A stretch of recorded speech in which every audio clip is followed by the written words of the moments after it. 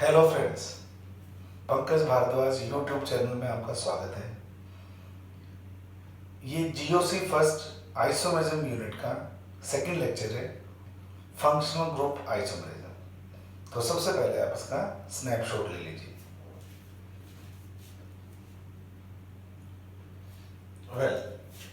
जहां तक functional group isomerism का सवाल है, compounds having same molecular formula but different functional groups are known as functional group isomers or FGI, and the phenomena is called as functional group isomerism.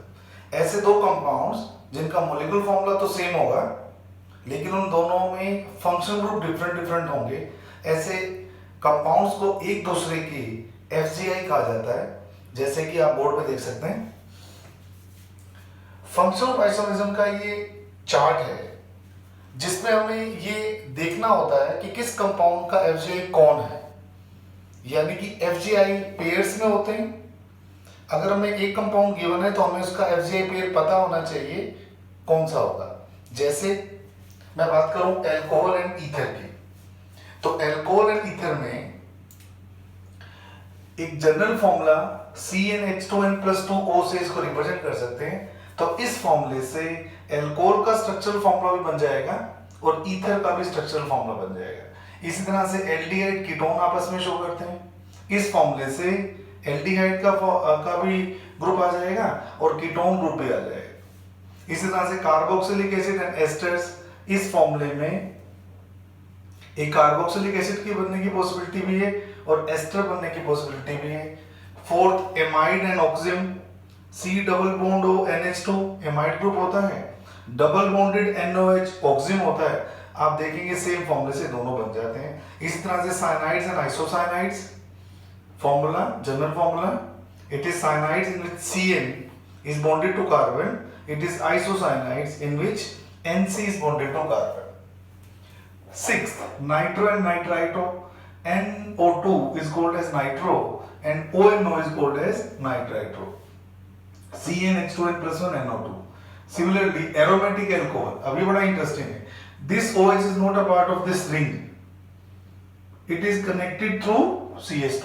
तो ये alcohol की properties रखेगा क्योंकि इसमें aromatic ring भी लगी हुई है। तो ऐसे कंपाउंड्स को हम क्या बोलते हैं? एरोमेटिक अल्कोहल बोलते हैं। और फिनोल आप जानते ही हैं, जब OH group direct benzene ring से कनेक्टेड होता है, ऐसे ग्रुप्स को हम क्या बोलते हैं? फिनोल्स बोला जाता है। 1 degree, 2 degree and 3 degree means ये इनका जनरल फॉर्मूला है।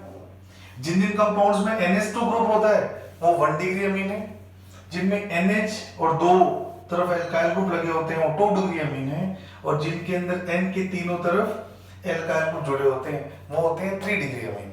Similarly alkynes and dienes, you know the formula of alkyne is CnH2n-2। तो इस फॉर्मूले से एल्काइन भी बन जाएगा और डाइईन जिसके अंदर दो डबल बॉन्ड होते हैं उनको हम डाइईन्स कहते हैं, डाइईन्स भी बन जाएंगे। और last, thiol and थायोईथर, SH group वाले कंपाउंड थायोल्स होते हैं, ईथर की तरह एस के दोनों तरफ एल्काइल ग्रुप लगा होगा, तो ऐसे ग्रुप्स को हम क्या बोलते हैं? थायोईथर्स। तो ये 10 पेयर्स हैं जो आपको लर्न करने हैं कि किस ग्रुप का एफजीआई कौन है। तो अल्कोहल के फॉर्मूले में एक और कंपाउंड किसका बन सकता है? ईथर का। एल्डिहाइड से कीटोन, कार्बोक्सिलिक एसिड से एस्टर, इस तरह से ये 10 कंपाउंड्स के पेयर आपको लर्न करने हैं इन एफजीआई। अब हम बात करते हैं आगे, how can we determine total number of structural isomers of different groups.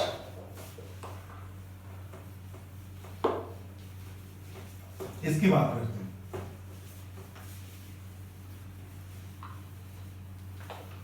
मैं अल्कोहल का फर्स्ट एग्जांपल ले रहा हूं। I am taking the example of alcohol and ether. तो फर्स्ट पेयर मैंने लिया alcohol and ether, alcohol and ether. अब alcohol ether में मैंने आपको बोला general formula CnH2n+2 and O, यानी कि अगर n की वैल्यू अगर मैं 4 रख लूंगा तो फॉर्मूला हो जाएगा C4H10O। अब आप जानते हो कि इस फॉर्मूले से अल्कोहल भी बनेगा और इसी फॉर्मूले से C4H10O से ईथर भी बनेगी, ये आपको याद है। और इसके अंदर एंटर करने से पहले मैं थोड़ा सा आपको प्रीवियस क्लास के लिए एल्काइल ग्रुप्स के बारे में बता रहा हूं। आप लोग जानते हैं बच्चों, हाइड्रोकार्बन में से एक H निकलता है तो जो ग्रुप बनता है उसको बोलते हैं एल्काइल ग्रुप। इसको R से हम डिनोट करते हैं। तो हमें शुरू के 4 कार्बन के हाइड्रोकार्बन से जो जो ग्रुप बनते हैं वो हमें पता होने चाहिए। कौन कौन से बनते हैं ये भी पता होना चाहिए, और कितने बनते हैं ये भी पता होना चाहिए। तो जैसे मान लो मैं एक कार्बन का लेता हूं, मीथेन, एक H जाएगा तो एक ही ग्रुप बनेगा, मिथाइल। मीथेन से एक ही ग्रुप मिथाइल, नंबर भी लिख देता हूं। 2 कार्बन की हाइड्रोकार्बन होती है जब इथेन, इसमें से अगर ये H कोई भी H हटा दो एक ही बात है, CH3 CH2 इथाइल, एक ही ग्रुप बनता है।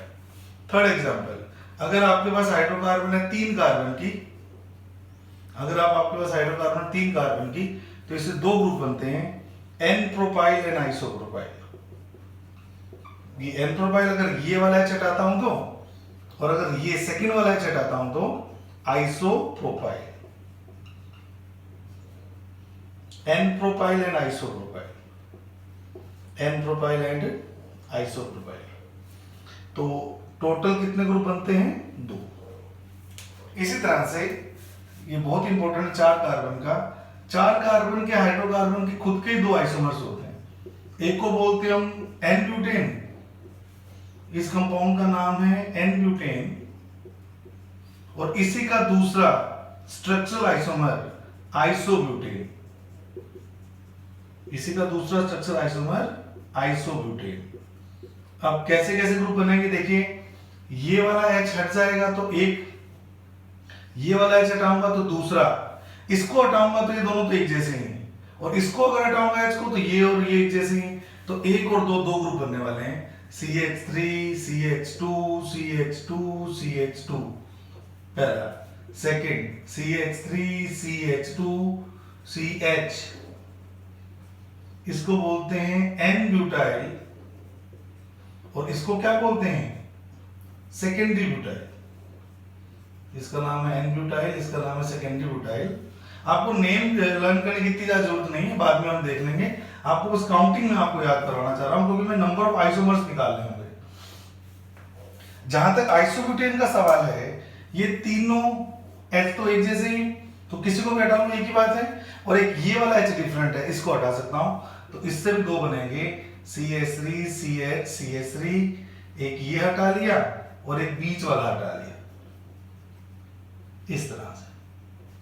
इसको बोलते हैं आइसोब्यूटाइल, नाम याद हो तो बहुत अच्छी बात है। इसको बोलते हैं टर्शरी ब्यूटाइल, इसको बोलते हैं टर्शरी ब्यूटाइल।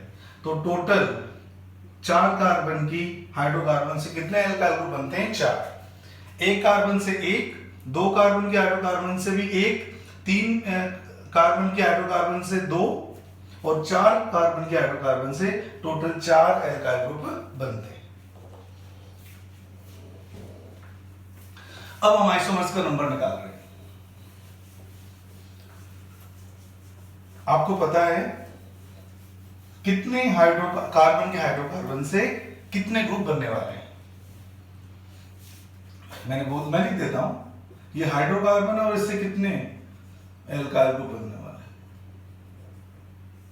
तो अगर आपके पास 1 कार्बन की है तो 1, 2 कार्बन की है तो 1, 3 कार्बन की है तो 2, और 4 कार्बन की है तो टोटल 4 एल्काइल ग्रुप बनते हैं। इस बात को आप याद रखिएगा फिलहाल के लिए, ठीक है। अब मैं वापस क्वेश्चन बना रहा हूं, how many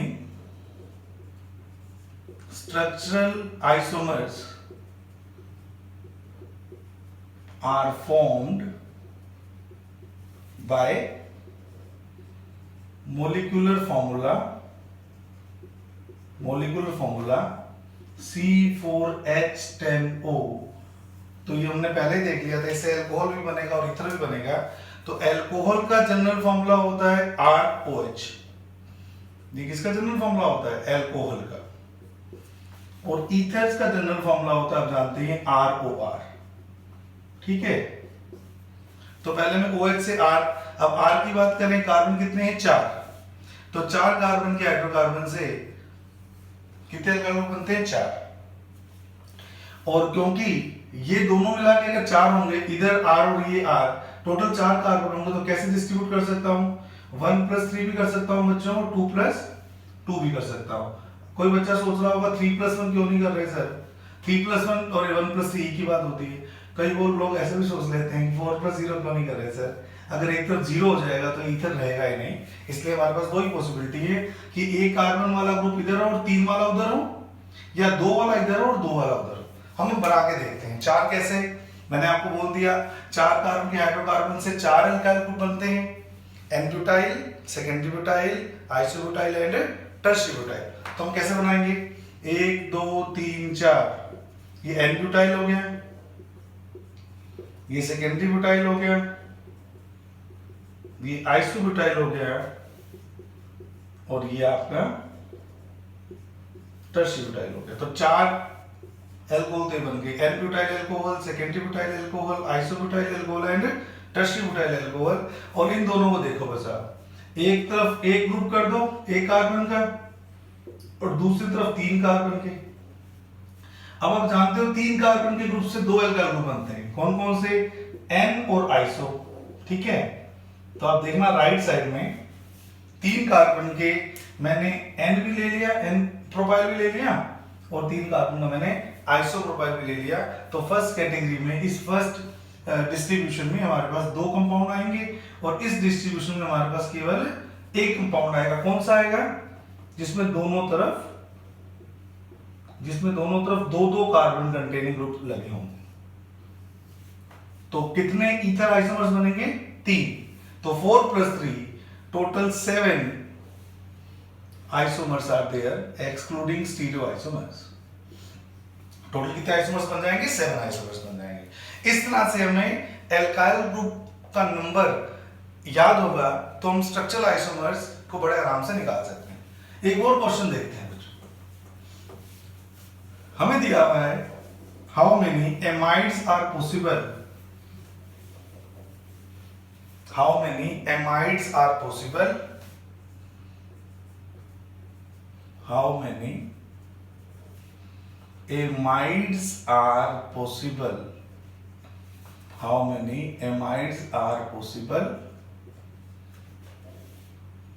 excluding stereoisomers, excluding stereoisomers, excluding stereoisomers by molecular formula C5H11N।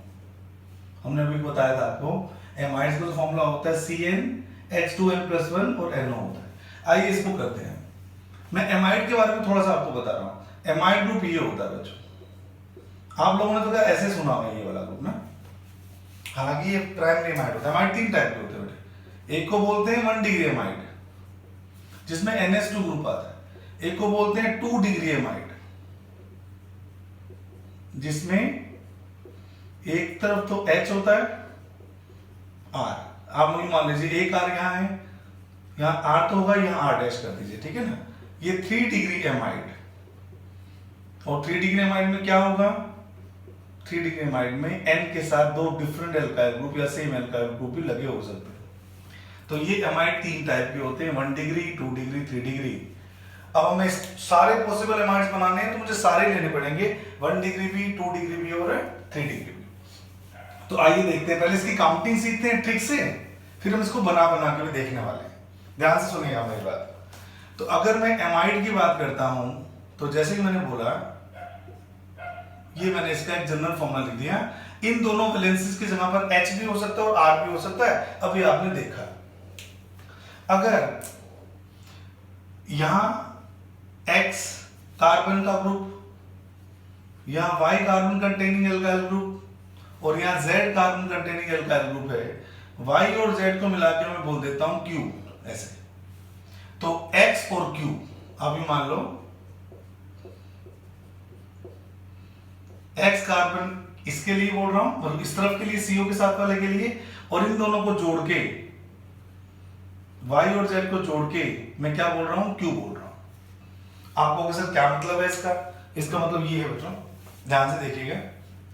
इसका मतलब ये है कि अगर मैंने इस ग्रुप को जस्टिफाई करना है तो मैं कैसे कैसे कर सकता हूं, बस एक्स और क्यू पे ध्यान देना आप लोग। तो अब मुझे एक बात बताओ, 5 कार्बन का एमाइड बनाना है आपको, एक कार्बन तो वैसे ही इन्वॉल्व हो गया, यानी कि बचे कितने कार्बन जो इधर और उधर लग सकते हैं, टोटल 4 कार्बन। अब 4 कार्बन की क्या किस तरह से बना सकते हैं, ऐसे बना सकते हैं। पहला जो केस है इसमें बोलेंगे 4 + 0। 4 + 0 का मतलब इस तरफ 4 कार्बन, इस तरफ एक भी कार्बन नहीं। सेकंड जो ग्रुप बनाएंगे वो बनाएंगे हम 3 + 1। यहां 3 और क्यू की जगह हो गया आपका, ये मान लीजिए आप एक्स है और ये मान लीजिए क्यू है। क्यू क्या है, वाई और जेड का सम है। तो या तो इधर 4 कार्बन इधर एक भी नहीं हो, इधर 3 कार्बन उधर एक हो। अब आप समझ सकते हैं क्या क्या बनेगा, इधर 2 कार्बन हो इधर भी 2 कार्बन हो। चौथा क्या बनेगा, इधर 1 कार्बन उधर 3 कार्बन, और पांचवा क्या बनेगा, इधर 0 कार्बन और उधर 4 कार्बन। तो x की वैल्यू ये लिख दी, y और z का टोटल q है और q की वैल्यू ये वाली है।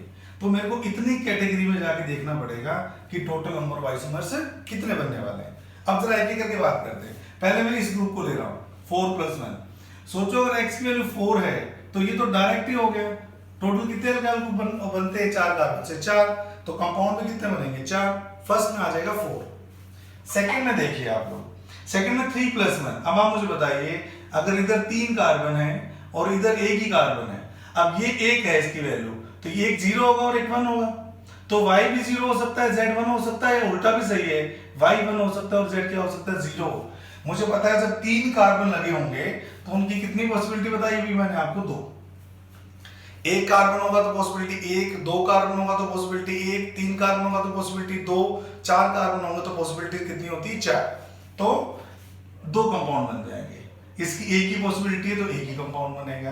और 1 + 3 में इधर 1 है इधर 3 है, तो भी टोटल कितने बन जाएंगे। अब जो ये वाला केस है आपका, इसको जरा हम डिटेल में देखते हैं। 3 टोटल कैसे हो सकता है, 0 और 3, यानी कि y की वैल्यू 0 मान लीजिए और z की वैल्यू 3 मान लीजिए। और कैसे कैसे बन सकता है,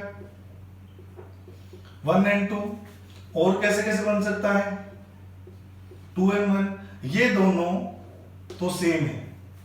अब ध्यान से, 3 कार्बन मुझे राइट साइड में टोटल चाहिए, तो पहला 0 + 3, 3 कार्बन का जो ग्रुप होते हैं उसके टोटल कितने अल्काइल ग्रुप बनते हैं, 2, n प्रोपाइल और आइसोप्रोपाइल। ऐसे ही यहां कितने बनेंगे, 1, क्योंकि 1 से भी 1 ही बन सकता है, 2 से भी कितने बन सकते हैं, 1।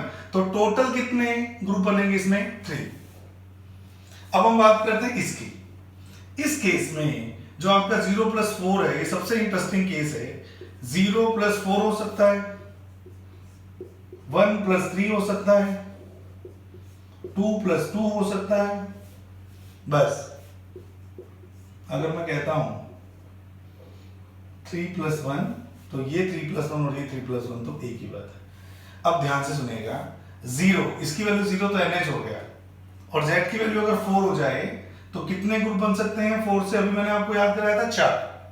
इससे तो एक ही बनेगा, लेकिन अगर 3 कार्बन का ग्रुप हो तो कितने ग्रुप बनते हैं, 2। इससे भी, इससे 1। तो यहां इस लास्ट कैटेगरी में टोटल नंबर ऑफ कंपाउंड्स कितने एग्जिस्ट करेंगे, 7। तो हम काउंट करें, 4 + 2 + 1 + 3 + 7, 3 + 7, 7 + 3 10, 11, 12, 13, 13 + 4 18 ग्रुप इसमें टोटल आपके बन जाएंगे। एक कम रहेगा कोई, 4, इससे 2, इससे 1, इससे 1 है क्या, 2 है, देखें एक बार। 2 कार्बन की पॉसिबिलिटी क्या है, 0 और 2 भी हो सकती है, नहीं भाई इससे एक और बन जाएगा, 1 और 1 भी हो सकती है। तो 1 और 1 ये दोनों पॉसिबिलिटी होंगी, तो टोटल ग्रुप कितने आएंगे, 2। तो यहां पर आ जाएंगे 2, और अब ये टोटल कितना बन जाएगा, 18 बन जाएगा। यानी कि 5 कार्बन का एमाइड अगर होगा तो टोटल कितनी पॉसिबिलिटी है, 18। तो ये समराइज में मैंने आपको बता दिया कि x की वैल्यू 4 होगी और q की वैल्यू 0 होगी, तो 4 कंपाउंड्स, इसके इस कॉम्बिनेशन से 2 कंपाउंड्स, इस कॉम्बिनेशन से 2 कंपाउंड्स, इस कॉम्बिनेशन से 3 कंपाउंड्स, और लास्ट वाले कॉम्बिनेशन से 7 कंपाउंड बन सकते हैं। आइए अब इसको हम बना के देखते हैं किस तरह से ऐसा होगा। ये तो मैंने आपको ट्रिक बताई है कितने बनेंगे। अब एक एक करके बात करते हैं। देखिए, पहले मैंने बोला आपको, पहला ए, जिसको आपने बोला 4+0, तो इधर 4 उधर 0, तो देखना 1 2 3 4, इसको तो बेटे 0 होने के कारण कार्बन तो होगा नहीं, तो दोनों ग्रुप जो होंगे वो क्या होंगे, H होंगे। तो 4 कंपाउंड कैसे बनेंगे, पहला ये, सेकंड ये CO, अब NH2 लिख देता हूं आराम से ना, 3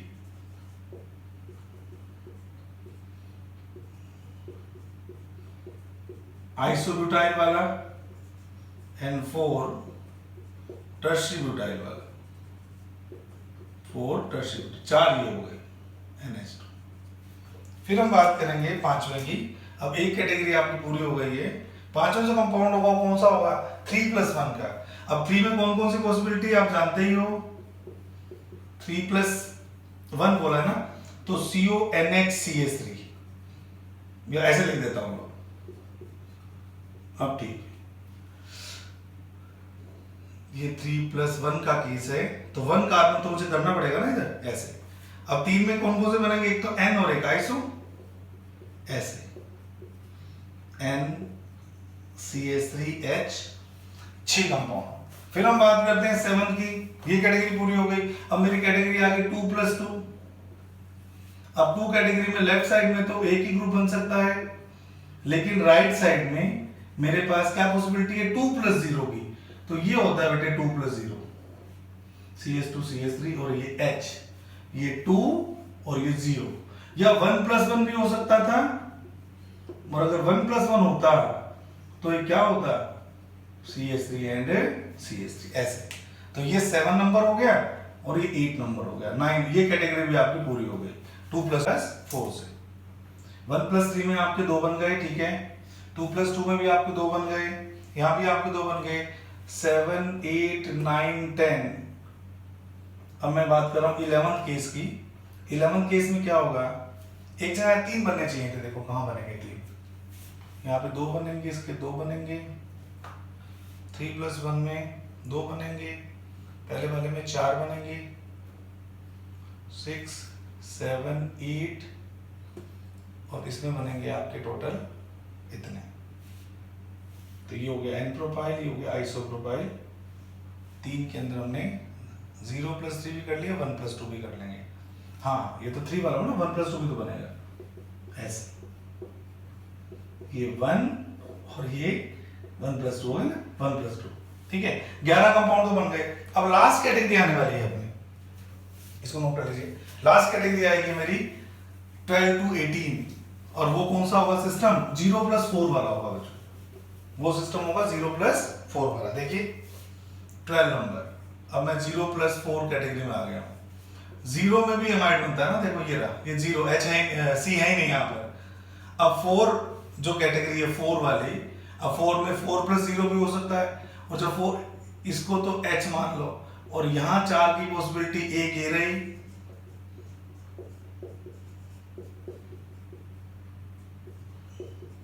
एक ये रही,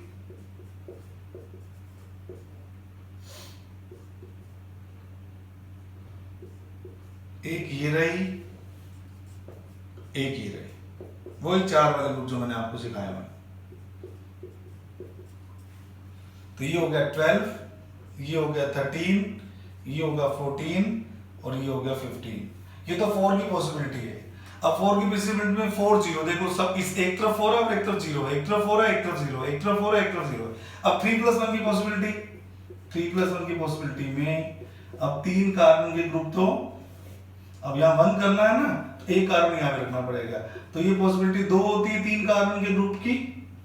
2 कैसे होती है, N और आइसो, ये रहा आइसो, एक कार्बन यहाँ पे रखना पड़ेगा, तो ये हो जाएगा आपका 16, ये हो जाएगा आपका 17, और लास्ट जो ग्रुप होगा उसमें जो पॉसिबिलिटी आएगी ये होगी 4+0, 4+0, 4+0, ये आएगी 3+1, 3+1, और लास्ट पॉसिबिलिटी आएगी 2+2 की।